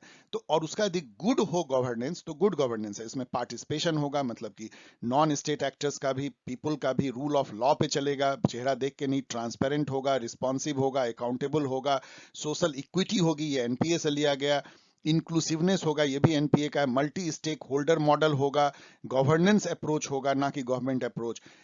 अब यहाँ पे 2-3 छुपे हुए फैक्ट क्या है कि national centre for good governance, ये जामिया को बहुत प्यार है, ये उन्होंने काफी बार पूछा है, ये 2017 में न्यू दिल्ली में खोली गई national centre for good governance, इसकी ब्रांच है मसूरी में, ये भी पूछा गया है जामिया के द्वारा। 25 दिसंबर को ये ग्लोबल गवर्नेंस गलत लिखा है, जीजी डे कह लीजिए, गुड गवर्नेंस डे इंडिया में मनाया जाता है। इस दिन अटल बिहारी वाजपेयी जी का जन्म दिवस है, ये भी पूछा गया है। इस साल डिसाइड किया गया इसको गुड गवर्नेंस वीक बनाया जाएगा, जिस वीक में फॉल करेगा 25 दिसंबर। तो ये सारी बातें आपको याद रखनी है एनपीए, एनपीएम, एनपीएस, जीजी के बारे में। ओके, अब आइए प्रिंसिपल्स ऑफ ऑर्गेनाइजेशन, जो एक तरह का रिपीटेशन है लेकिन थोड़ा बहुत ओरिएंटेशन अलग है। देखिए क्लासिकल प्रिंसिपल जो टेलर, वेबर, फायोल, गुली कुर्वी का आपने देखा, उसमें जो है उसको मैकेनिस्टिक थ्योरी कहते हैं। क्लासिकल प्रिंसिपल ऑफ ऑर्गेनाइजेशन है, जहां ऑर्गेनाइजेशन एक क्लोज्ड ऑर्गेनाइजेशन है, मैकेनिस्टिक ऑर्गेनाइजेशन है, मशीन की तरह सब कुछ जो है फिक्स है, जनरलाइज्ड है, एक साइंटिफिक प्रिंसिपल पे चलता है, जो यूनिवर्सलाइज किया सकता है, हर जगह लागू हो सकता है, मैन जो है मशीन के जैसा है। और क्लोज्ड का मतलब ये है कि ऑर्गेनाइजेशन यदि ये है और उसका लार्जर इन्वायरमेंट ये है, तो इससे बिल्कुल कटा हुआ है, उसको कोई लार्जर इन्वायरमेंट से मतलब नहीं है, क्लोज्ड ऑर्गेनाइजेशन है। तो ये जो है अब नहीं इसको माना जाता है, इसमें साइंटिफिक मैनेजमेंट, फायोल, गुलिक, उर्विक सबका आता है। ह्यूमन रिलेशन, इसमें पूछा जाता है क्लासिक प्रिंसिपल को, ऑर्गेनाइजेशन को मैकेनिस्टिक थ्योरी भी बोलते हैं, क्लोज्ड ऑर्गेनाइजेशन बोलते हैं। देन ह्यूमन रिलेशन थ्योरी उसका आगे का वर्जन है, जहां की ऑर्गेनाइजेशन को एक सोशल सिस्टम मायो ने कहा। फिर डिसीजन मेकिंग थ्योरी आई, साइमन का एंड मेनी अदर्स, जिन्होंने की ऑर्गेनाइजेशन को एक साइट ऑफ डिसीजन मेकिंग कहा। इकोलॉजिकल थ्योरी उसके ऊपर भी आई, जैसे रिग्स का या गॉस का। उसमें ये कहा गया कि जो ऑर्गेनाइजेशन है वो ओपन होता है, वो अपने इन्वायरमेंट का पार्ट होता है, इसलिए इकोलॉजिकल उसके साथ बैलेंस बनता है, वो गिव एंड टेक होता है। जैसा सोशियो कल्चरल इकोसिस्टम होगा ऑर्गेनाइजेशन के बाहर, वैसा ही ऑर्गेनाइजेशन बिहेव करने लगेगा। खास करके प्रिज्मेटिक सोसाइटी में तो ये बहुत ही ज्यादा है, मतलब डेवलपिंग कंट्री में। तो ये एक तरह का ओपन थ्योरी होने लगा। यहाँ पे डी मैगियो एंड पावल का एक छुपा हुआ फैक्ट है कि इंस्टीट्यूशनल आइसोमॉर्फिज्म का उन्होंने कॉन्सेप्ट दिया। उनका कहना था कि मतलब एक पर्टिकुलर सोशियो कल्चरल कॉन्टेक्स्ट में से इंडिया में कोई भी ऑर्गेनाइजेशन हो, 10, 20, 25 साल बाद सब एक जैसे हो जाते हैं, क्योंकि उसका इन्वायरमेंट का उस पर असर पड़ता है। आइसोमॉर्फिज्म मतलब एक जैसा हो जाते हैं। देन ऑर्गेनाइजेशन जो है एक कम्युनिकेशन सिस्टम है। ये बर्नार्ड, कार्ल ड्यूस का नर्व ऑफ द गवर्नमेंट याद कीजिए, बर्नार्ड का फंक्शंस ऑफ द एग्जीक्यूटिव। मतलब उनका कहना था कि ऑर्गेनाइजेशन क्या है। कार्ल ड्यूस का कहना था कि गवर्नमेंट या पॉलिटिक्स जो है वो कुछ नहीं है, पॉलिटिकल कम्युनिकेशन है, ऑल कम्युनिकेशन। उसी तरह बर्नार्ड का भी कहना था कि ऑर्गेनाइजेशन एक कम्युनिकेशन सिस्टम है, सोशल सिस्टम भी, कम्युनिकेशन सिस्टम भी है। 4 प्रिंसिपल्स ऑफ ऑर्गेनाइजेशन जो मूनी एंड्रिले ने दिया है, ये फिर अगेन यूजीसी नेट से कॉपी पेस्ट है, लेकिन ये जामिया पूछता है तो जान लीजिए, इन्होंने 4 दिया था। Principle of organisation, coordination, scalar process. Scalar process मतलब हिरार्की को कहते हैं, चेन ऑफ कमांड ऊपर से लेकर नीचे तक। फंक्शनल डिफरेंशिएशन जो कि वेबर ने भी दिया है। Line and staff, line staff मैंने कितनी और बताया है, लाइन एजेंसी वो होती है ऑर्गेनाइजेशन में जो उसका मेन ऑपरेशनल काम करती है, जिसका कि हायरार्की ऊपर से टॉप डाउन होता है। जो स्टाफ एजेंसी होती है वो support, advisory and expertise type की फंक्शन देती है, जैसे लीगल, मेडिकल या इस टाइप की टेक्निकल। इसका जो जुड़ता है लाइन से वो हॉरिजेंटली जुड़ता है। इसका जो ऑर्गेनाइजनल जो चेन ऑफ कमांड जो है हॉरिजेंटल होता है, क्योंकि यहाँ पे लीगल के हेड रहेंगे, यहाँ मेडिकल के हेड रहेंगे, यहाँ पे टेक्निकल हेड रहेंगे, लाइक दिस, इस टाइप का होता है। इसके अलावा थर्ड जो है वो ऑक्सिलरी एजेंसी होती है, जो house keeping job, horticulture, canteen चलाना, छोटा मोटा काम जो करते हैं। Scalar chain, unity of command, span of control, gang plank, ये 4 जो है ऑर्गेनाइजेशन थ्योरी ऑफ ऑर्गेनाइजेशन से पूछा जाता है। स्केलर चेन जैसा मैंने बताया, या स्केलर प्रोसेस, वो हायरार्की को कहते हैं, चेन ऑफ कमांड जो ऊपर से लेके नीचे तक होती है। यूनिटी ऑफ कमांड का मतलब एक ये होता है कि एक सबऑर्डिनेट का बस ऑर्गेनाइजेशन में एक ही बॉस है। मतलब यदि ये सबऑर्डिनेट है एस, तो उसका दुनिया में मतलब उस ऑर्गेनाइजेशन में केवल एक बॉस है, ऐसा नहीं है कि उसका 2 बॉस है। लेकिन इस प्रिंसिपल को जो है, जैसे हर्बर्ट साइमन है, टेलर है, ये सब काटते हैं। वो कहते हैं कि ये स्पेशलाइजेशन को जो है हार्म करता है, क्योंकि स्पेशलाइजेशन में ऐसा हो सकता है कि एक वर्कर का एक टेक्निकल एक्सपर्ट हो, एक टेक्निकल एक्सपर्ट बॉस हो, और एक एडमिनिस्ट्रेटिव बॉस हो, ऐसा हो सकता है। इसलिए यूनिटी ऑफ कमांड कई जगह जो है वो फीजिबल नहीं होता है। स्पैन ऑफ कंट्रोल का मतलब होता है कि एक बॉस कितने सबऑर्डिनेट को एक साथ हैंडल कर सकता है। मतलब एक बॉस के अंडर में डायरेक्टली कितने सबऑर्डिनेट को रखे जा सकते हैं, इसको स्पैन ऑफ कंट्रोल कहते हैं। ये कई सारे फैक्टर पे डिपेंड करता है। ऑर्गेनाइजेशन का एज कितना है, सबऑर्डिनेट कितना ट्रेंड है, बॉस की एबिलिटी कैसी है, ऑर्गेनाइजेशनल कल्चर कैसा है, ऑर्गेनाइजेशन का रूल रेगुलेशन, हायरार्की प्रिंसिपल कैसा है, many many other. Gang plank जो है, ये हेनरी फयोल ने ये कॉन्सेप्ट दिया है, ये बहुत बार पूछा जाता है। बेसिकली इसमें जो टेम्पोरली जो है, वो जो नॉर्मल चेन ऑफ कमांड जिसको स्केलर प्रोसेस बोलते हैं, उसको कट करके जब हॉरिजेंटली 1 to 1 जो कम्युनिकेट की जाती है, एक डिवीजन के एम्प्लॉय ए दूसरे डिवीजन के एम्प्लॉय बी से सीधा जब कम्युनिकेशन स्टैब्लिश करता है temporarily, just to solve a particular problem, उसको गैंग प्लैंक बोलते हैं। अदरवाइज उसको ऐसे जाना पड़ता है, कम्युनिकेशन में ऐसे जाना पड़ता है। आप समझ रहे हैं मैं क्या कह रहा हूँ? सो ये चारों को अच्छी तरह याद कर लीजिए।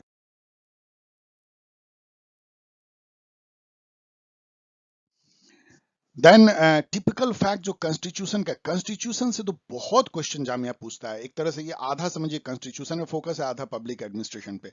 इसमें से मैं पूरा ले ही नहीं सकता, अदरवाइज तो ये वीडियो 2 घंटे का हो जाएगा। लेकिन जो टिपिकल फैक्ट जो इन्होंने पूछा है, फंडामेंटल राइट जो है, ये सब जो आर्टिकल के तहत जो है, इसको पढ़ लीजिएगा। ये फॉरेनर को भी अवेलेबल है, इंडियन सिटीजन को भी। आप देख सकते हैं, राइट टू इक्वलिटी है, right to life, liberty and right to education and all. ये right to education fundamental right जो 15, 16, 19 मतलब ये सब एम्प्लॉयमेंट से रिलेटेड है और डिस्क्रिमिनेशन से रिलेटेड है, कल्चरल राइट है, ये सब केवल सिटीजन ऑफ इंडिया को, तो ये याद कर लीजिए। देन ये सब आर्टिकल पूछे गए, अनटचेबिलिटी आर्टिकल 17, टाइटल हटा देना article 18, 29, 30, minority and cultural rights जो हैं, डीपीएसपी 48 ये एनवायरमेंट की प्रोटेक्शन करनी है, 41 जो है वो आप चेक कर लीजिए। 41 में बहुत बहुत सारे हैं वर्कर के बेनिफिट से related and social assistant old age में इस टाइप का जो चीजें हैं, 41 को एक बार फिर से पढ़ लीजिए आप। 74 जो है वो काउंसिल ऑफ मिनिस्टर के बारे में है जिसका हेड प्राइम मिनिस्टर होता है। 75 प्योरली प्राइम मिनिस्टर के बारे में एकमात्र जो ठीक से लिखा गया वो 75 है। 76 जो है वो सीएजी 76 सॉरी एजी के बारे में, अटॉर्नी जनरल जो फर्स्ट लॉ ऑफिसर होता है। 78 जो है वो प्राइम मिनिस्टर की ड्यूटी टुवर्ड्स प्रेसिडेंट है। आर्टिकल 123 पूछा गया है जो ऑर्डिनेंस से रिलेटेड है, प्रेसिडेंट ऑर्डिनेंस निकालता है। 124 सुप्रीम कोर्ट ऑफ इंडिया कैसे कंस्टिट्यूट होती है। सीएजी के बारे में 148 में लिखा गया, controller auditor general of India. 142 जो है अभी न्यूज में था इसलिए मैंने दे दिया है, वो पूछा नहीं गया है, जो सुप्रीम कोर्ट को एक डिस्क्रिशनरी पावर देती है, कोई भी ऑर्डर गवर्नमेंट टाइप से निकाल सकता है जस्टिस को फुलफिल करने के लिए, तो उसके सामने मामला विचाराधीन हो। 143 उसकी एडवाइजरी पावर सुप्रीम कोर्ट के बारे में प्रेसिडेंट को दे सकता है। 144 एक बड़े छुपी हुई आर्टिकल है जो ये कहता है कि ऑल सिविल जुडिशियल जो इंस्टीट्यूशन या अथॉरिटी है इंडिया में वो सुप्रीम कोर्ट के असिस्ट एंड एड करने के लिए काम करेंगे, मतलब कि सुप्रीम कोर्ट को हर civil and judicial institution India में हेल्प करेगा टू डिस्पेंस जस्टिस। 243 जो है ये article PRI panchayati Raj institution से रिलेटेड है, दो पार्ट में बटी हुई है, एक जो है वो 73rd एक दूसरा 74th के लिए। 249 जो है उन सारे कंडीशंस को बताता है जहां पे कि पार्लियामेंट स्टेट लिस्ट पे भी जो है वो एक्ट बना सकती है। आपको पता है एसिमेट्रिक फेडरलिज्म का ये नतीजा है। 280 जो है फाइनेंस कमीशन के बारे में कहता है, ये बहुत बार पूछा गया है, ये सब पूछा गया है। 315 जो है यूपीएससी या पब्लिक सर्विस कमीशन के बारे में। 324 चीफ इलेक्शन कमिश्नर या इलेक्शन कमीशन के बारे में। 352, 353, 360 ये तीनों जो है इमरजेंसी प्रोविजन है। 352 नेशनल, 356 स्टेट इमरजेंसी, इसको प्रेसिडेंट रूल बोलते हैं। 360 फाइनेंशियल इमरजेंसी। ये सारे एक बार फिर से रिवाइज कर लीजिएगा। पार्लियामेंट्री कमेटी जो पूछा गया है वो एस्टीमेट कमेटी बड़ा मजेदार है क्योंकि ये लार्जेस्ट कमेटी है, इसमें 30 मेंबर होते हैं और केवल लोकसभा से इसमें मेंबर होते हैं, इसलिए ये पूछा गया है। पब्लिक अकाउंट कमेटी इसलिए पूछा जाता है कि ये बहुत ओल्ड कमेटी 1920s में इसका स्थापना हुई थी आजादी के पहले, और ये इसका जो चेयरपर्सन होता है बाय कन्वेंशन, कुछ ही कन्वेंशन हमारे यहाँ डेवलप हो पाए उसमें अपोजिशन पार्टी से पब्लिक अकाउंट कमेटी का चेयरपर्सन बनाया जाता है। देन प्रेसिडेंट वाइस प्रेसिडेंट को जो है अपना इस्तीफा देता है, वाइस प्रेसिडेंट प्रेसिडेंट को, ये बड़ा मजेदार सा फैक्ट है जो पूछा जाता है। स्पीकर उसी तरह अपना इस्तीफा जो है डिप्टी स्पीकर और डिप्टी स्पीकर स्पीकर को देता है। स्पीकर जो है बाकी सब लोग अपना इस्तीफा प्रेसिडेंट को देंगे, ऑफ कोर्स आपको पता है। स्पीकर जो है वो उसके 3 रोल आपको याद रखने हैं जो पूछा जाता है। ज्वाइंट सिटिंग को वो लोकसभा राज्यसभा का जब होता है तो वो चेयर करता है, यहाँ कंफ्यूज होने के लिए आपको लिख दिया था क्या वाइस प्रेसिडेंट करता है, नहीं, स्पीकर करता है लोकसभा राज्यसभा का ज्वाइंट सिटिंग होने पे। देन मनी बिल को सर्टिफाई स्पीकर करता है, वही फाइनल पावर, यदि कह देगा ये मनी बिल है तो मनी बिल है। डिस्क्वालिफिकेशन का उसके पास आधा राइट है। डिस्क्वालिफिकेशन आर्टिकल 102 के तहत होती है जिसमें कि पार्ट 1 जो है वो प्रेसिडेंट को पावर दिया गया और पार्ट 2 जो है वो एंटी डिफेक्शन मतलब दल बदलू होने वैसे भी मान लीजिए कि अभी महाराष्ट्र में ये मामला आ सकता है, तो वहां जो दल बदलू वाले जो एंटी डिफेक्शन जो एक्ट के तहत यदि डिस्क्वालिफिकेशन होगी तो वो स्पीकर को पावर है। यदि वो ऑफिस ऑफ प्रॉफिट और अदर रीजन से डिस्क्वालिफिकेशन होगी तो प्रेसिडेंट को पावर है with the advice of election commission. तो ये स्पीकर का रोल है, याद रखिएगा। इलेक्टोरल कॉलेज जो प्रेसिडेंट वाइस प्रेसिडेंट का होता है, इंपॉर्टेंट, अभी प्रेसिडेंट का इलेक्शन भी होने वाला है इसलिए और भी इंपॉर्टेंट है। दोनों में बहुत फर्क है। वाइस प्रेसिडेंट का जो वोट देने का या इलेक्टोरल कॉलेज है वो सभी जो मेंबर हैं पार्लियामेंट के, चाहे लोकसभा और राज्यसभा को, नॉमिनेटेड हो इलेक्टेड हो, मतलब दोनों हाउस के सभी मेंबर जो है वाइस प्रेसिडेंट को चुनते हैं। जबकि प्रेसिडेंट के इलेक्शन में दोनों हाउस के केवल इलेक्टेड मेंबर भाग लेते हैं, नॉमिनेटेड नहीं, याद रखिएगा। इसके अलावा जो स्टेट के एमएलए हैं जो इलेक्टेड होते हैं वो भी भाग लेते हैं प्रेसिडेंट में, जबकि वाइस प्रेसिडेंट में स्टेट के एमएलए भाग नहीं लेते हैं, तो ये चीज को याद कर लीजिएगा। रिमूवल जो है प्रेसिडेंट का बहुत ही खास है क्योंकि केवल प्रेसिडेंट के रिमूवल के लिए जो इंपीचमेंट होता है उसमें सुपर स्पेशल मेजोरिटी चाहिए होती है।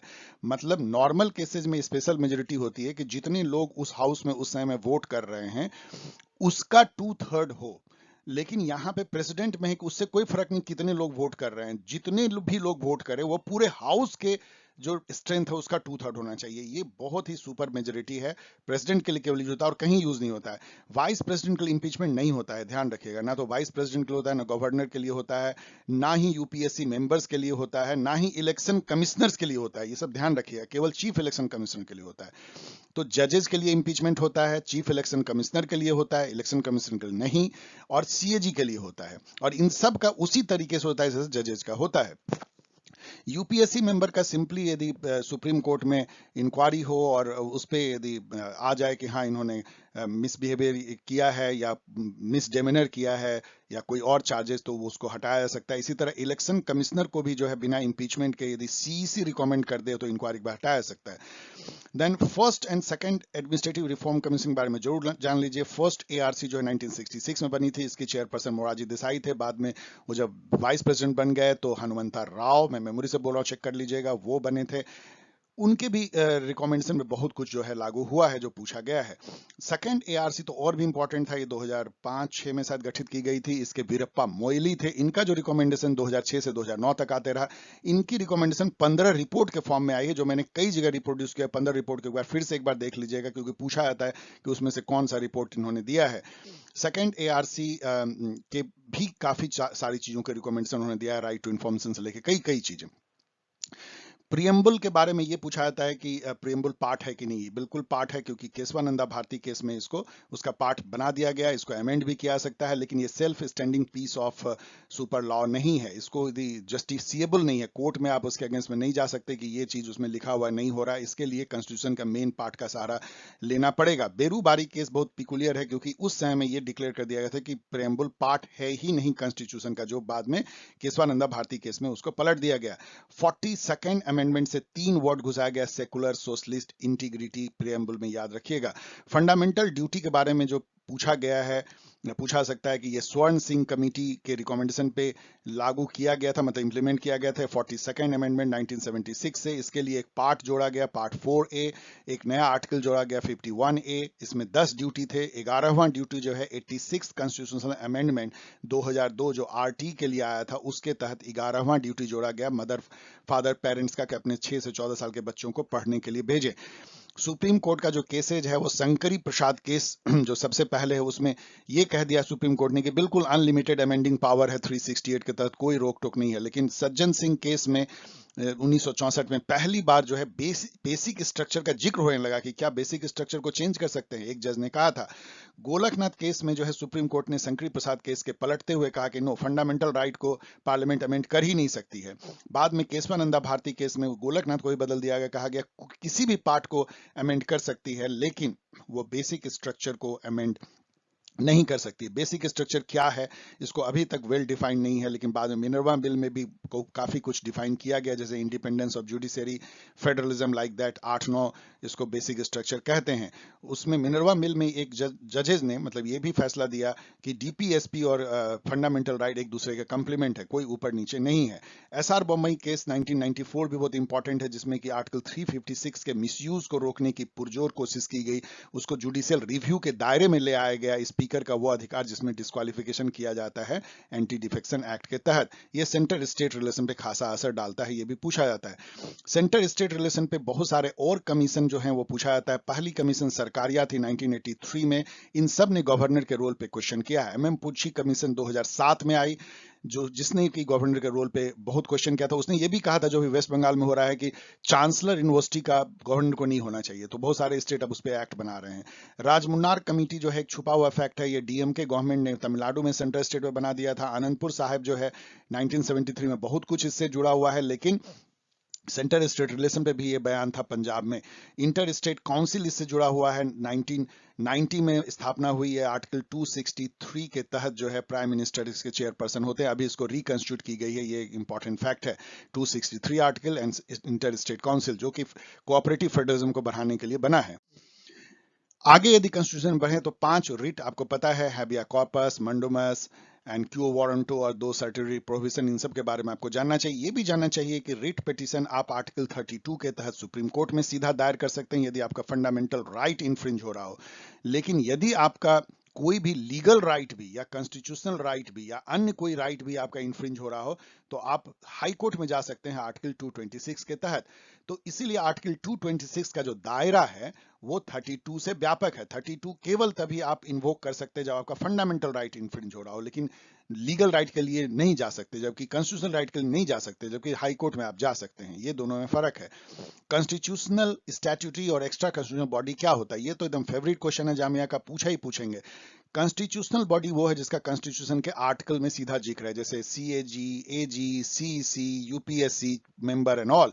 जिसका जिक्र नहीं है कॉन्स्टिट्यूशन में लेकिन किसी एक्ट से बनाया, जैसे नेशनल ह्यूमन राइट कमीशन हो गया, वुमेन्स कमीशन हो गया, रेलवे बोर्ड हो गया, ऐसे तमाम 50 तरह के ऑर्गेनाइजेशन है, चीफ इंफॉर्मेशन कमिश्नर हैं, ये सब स्टैट्यूटरी ऑर्गेनाइजेशन, स्टैट्यूट से बने हैं, एक्ट को स्टैट्यूट कहते हैं।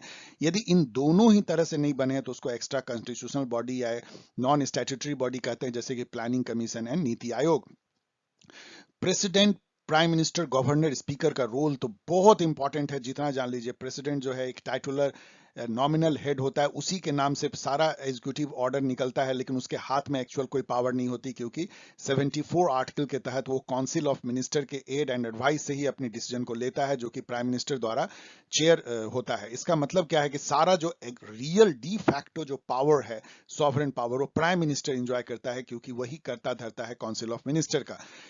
जितने अपॉइंटमेंट होते हैं वो प्रेसिडेंट के नाम से होते हैं, लेकिन एक्चुअली करता कौन है, वो ACC appointment committee of cabinet का चेयर जो है अगेन प्राइम मिनिस्टर होता है, तो उसी के रिकमेंडेशन पे जजेस की अपॉइंटमेंट होती है। कहने के लिए तो ये लिखा गया है कि जजेस का अपॉइंटमेंट प्रेसिडेंट करेगा with the advice of chief justice, लेकिन एक्चुअली गवर्नमेंट करता है, और गवर्नमेंट मतलब प्राइम मिनिस्टर करते हैं।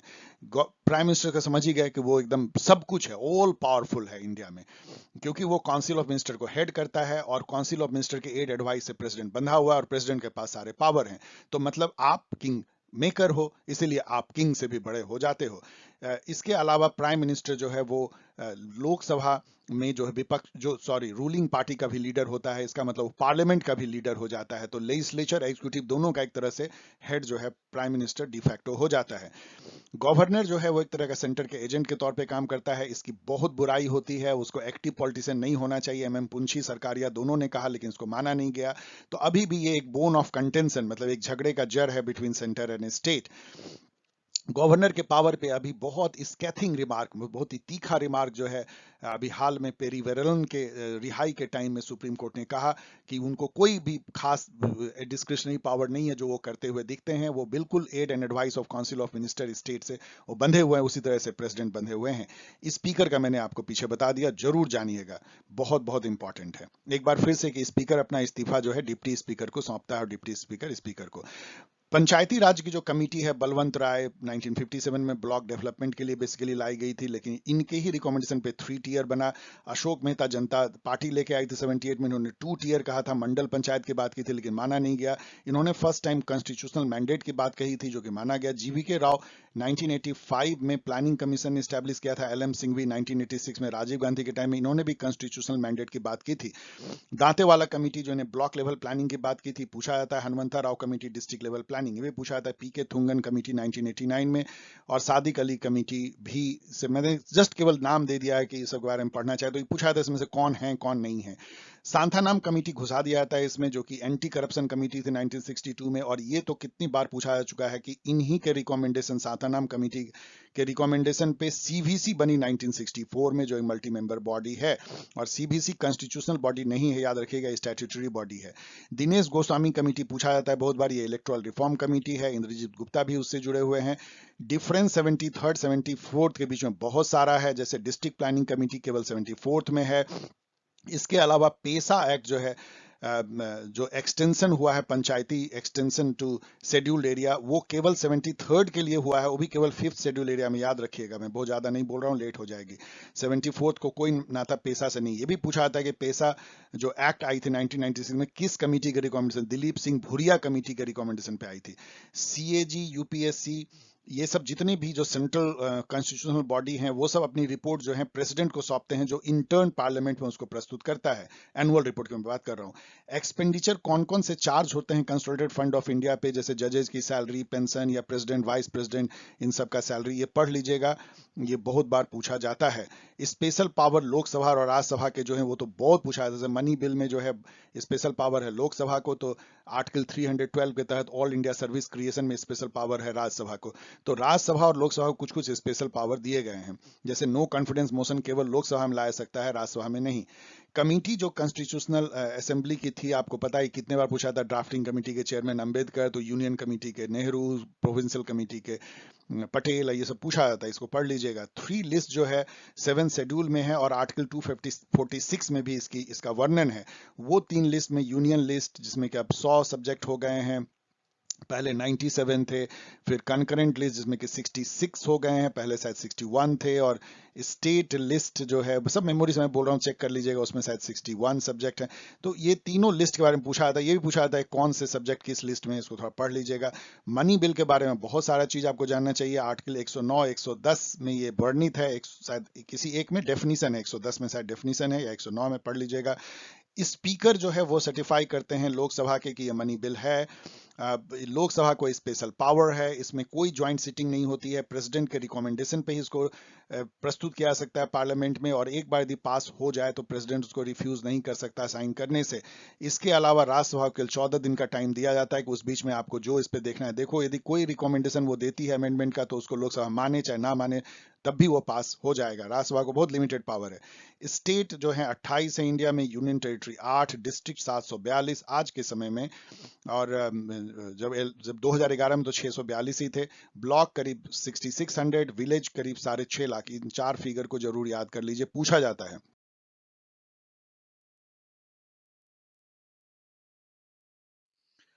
और फाइनली यदि हम इंपॉर्टेंट थिंग जो कहीं हम और नहीं रख सकते हैं, उसको मैंने यहाँ रखा है, लाइक पार्लियामेंट्री और प्रेसिडेंशियल फॉर्म ऑफ गवर्नमेंट के बीच का डिफरेंस कई बार पूछा गया है।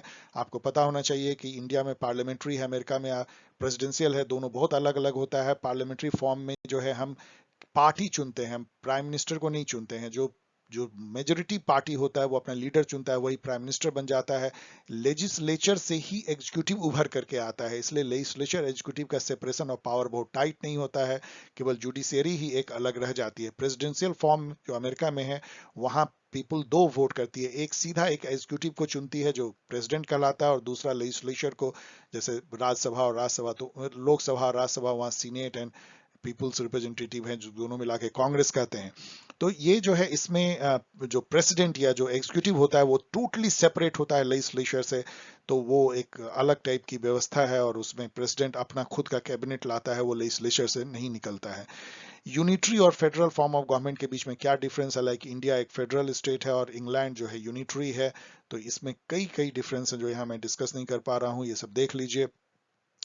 देन राइट्स कितने तरह के हैं, civil right, civil liberties, legal right, constitutional right, ये सब जो है पूछे गए हैं।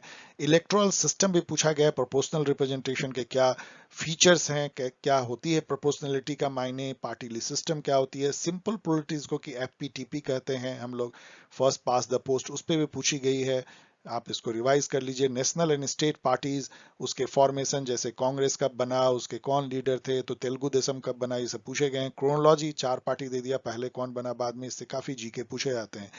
पार्टी सिस्टम से भी पूछा गया है, खासकर से डोमिनेंट सिस्टम क्या होता है, मल्टी पार्टी सिस्टम क्या है, 2 पार्टी एंड ऑल, डुवर्जर साटोरी भी यहाँ पे उभर के आ जाते हैं।